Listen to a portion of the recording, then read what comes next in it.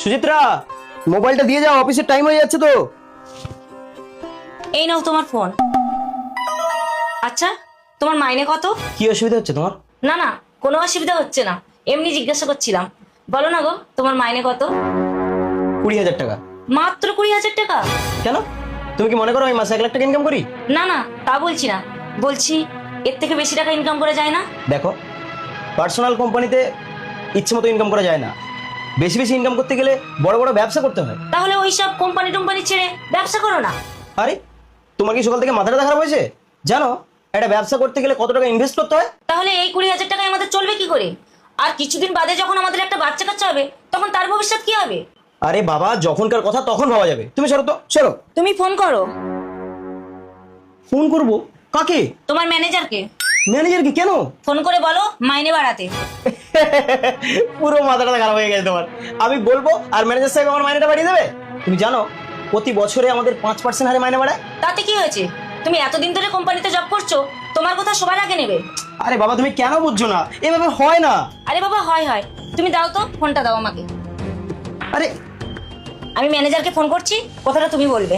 আরে আমি কি বলবো? তুমি বলবে 10,000 টাকা বাড়াতে। 10,000?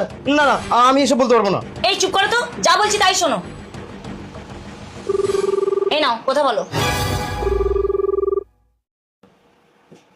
হ্যালো ম্যানেজার সাহেব, হ্যাঁ আমি অনিত বলছিলাম। হ্যাঁ বলুন।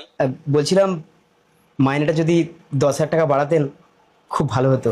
না না, মানে 20,000 টাকায় ঠিকঠাক করে চলছে না তো, তাই। খরচাপাতি কম করে করুন।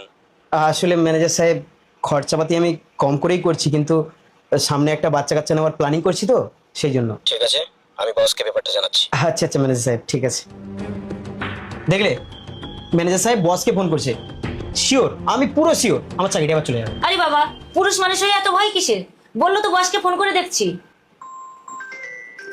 ম্যানেজার সাহেব ফোন করেছে। ধরো, শিগগিরই কথা বলো।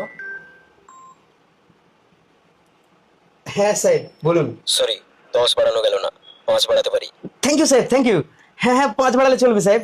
দেখলে, তুমি তো আমার কোনো কথারই দাম দাও না। সরি বউ, এবার থেকে আমি তোমার সব কথাই শুনে চলবো। না না, সব কথা শুনে চলা উচিত না, সঠিক কথা শুনে চলা উচিত। আমি যে সবসময় সঠিক কথা বলবো সেটা কিন্তু ঠিক না।